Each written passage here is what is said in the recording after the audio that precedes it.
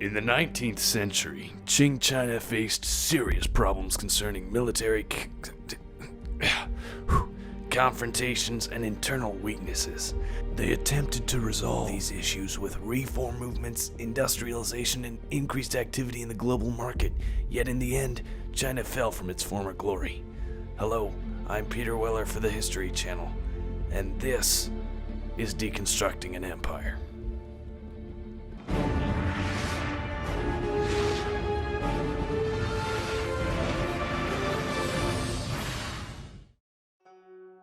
As Qing China began to fall, one of its primary concerns was its participation in the global market and its economic activity as a whole. The rapid increases in productivity by the Industrial Revolution greatly influenced the British and the French in their relationship with the Chinese. Their increased efficiency in the production of manufactured goods forced them to seek out new consumer markets. The obvious place to find these markets was in China, a land with a massive population and shortage of manufactured goods.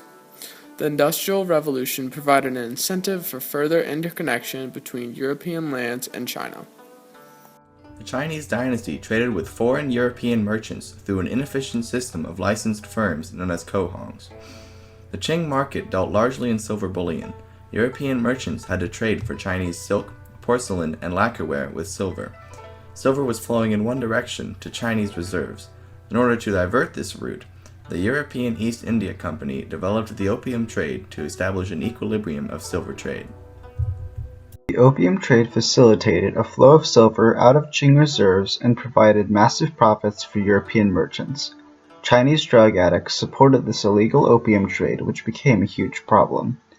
The government eventually stepped in to stop China's drug problem, charging Lin Zexu with the task of destroying the trade. Lin destroyed some 20,000 chests and thus sparked the First Opium War between Britain and China. The Opium War resulted in a humiliating defeat of Chinese forces. Armed with swords, knives, and sometimes muskets, Chinese military unsuccessfully attempted to defend their ports. Utilizing the steam engine, Europeans moved speedily up and down the Grand Canal, experiencing little resistance.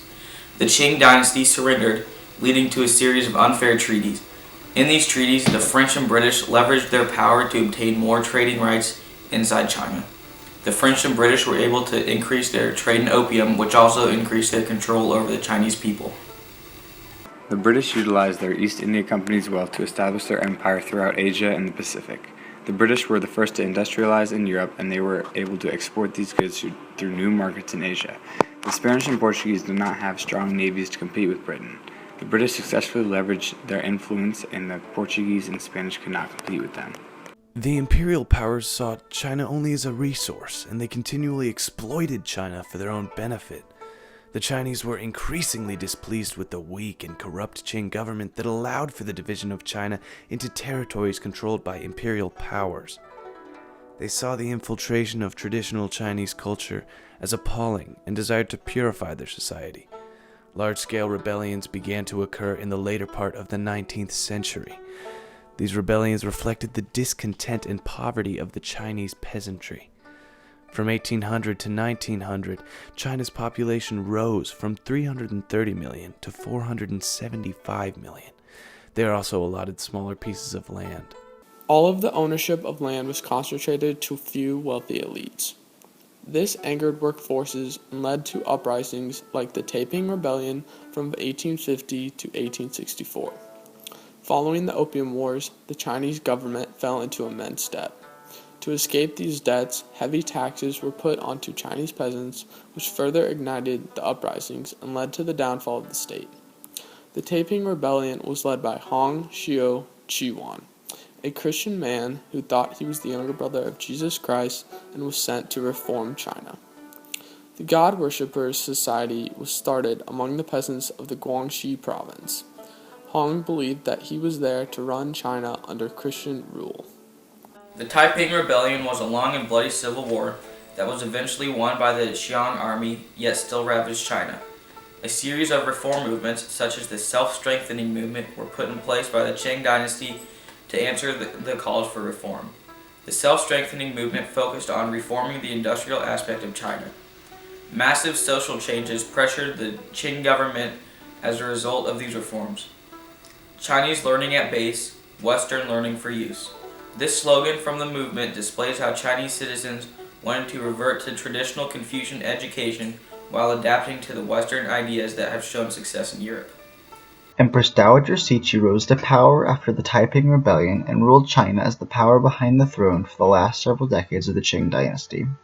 In 1898, she and her faction crushed the move towards reform, and she defied those who wanted to westernize China by rechanneling funds that had been raised to build modern warships into the building of a huge marble boat in the imperial garden.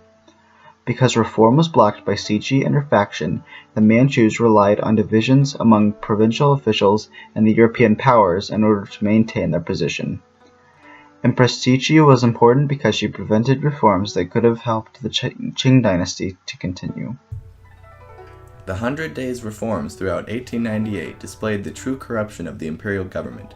In early 1898, Kang Youwei and Liang Shishao published Confucian works that justified radical changes of imperial society. They led the rebellion that sought to change industrial powers. They heavily influenced Emperor Guangxi, who transformed China to a constitutional monarchy, remodeled the education system, encouraged foreign influence, and advanced civil liberties. Although very promising for Chinese society, the gentries and Empress Cixi were furious. They banished Guangxi to the Forbidden City, executed reformers, and Kang and Liang fled to Japan. They reverted the changes Guangxi had enforced. As foreign influence increased in China, namely Great Britain, Japan, and the United States, some groups inside China became increasingly distressed by foreign dominance. One such group was the so-called Society of Righteous and Harmonious Fists, which was nicknamed the Boxers. This group was mostly comprised of peasants, and they blamed their poor living conditions on the foreigners colonizing China. The Boxer movement spread throughout China, and eventually Dowager Cixi declared war on all foreign powers inside of China. To defeat the Boxers, the Western powers as well as Japan formed an alliance.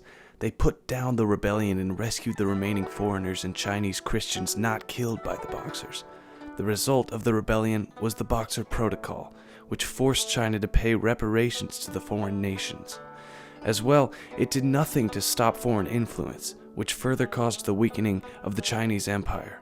The Boxer Rebellion highlighted the increasing decline and destabilization of the Qing dynasty. Some in China questioned the divine right of the dynasty. Fun fact: while on their honeymoon, future President Herbert Hoover and his wife were caught up in the Boxer Rebellion. They were able to help Chinese children who were caught up amidst the fighting, yet in the end they had to be rescued by the international coalition along with the other foreigners. After the Boxer Rebellion, China continued to decline. Their failure to industrialize and their focus on indentured labor and agricultural labor rather than industrial labor put China behind the industrial powers of the West. China fell behind technologically and militarily and left them vulnerable to further rebellion.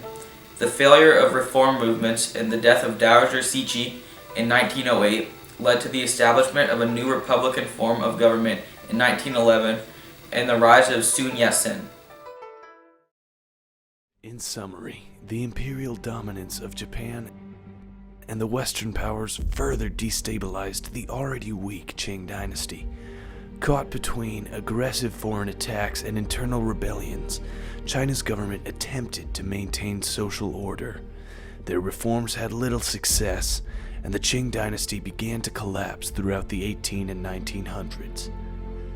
The problems foreign influence caused for China serve as a warning to governments who interfere with the internal affairs of other nations. The continued struggle of the Qing dynasty marked the end of a powerful era, but also signified the existence of one of the most influential empires of modern history.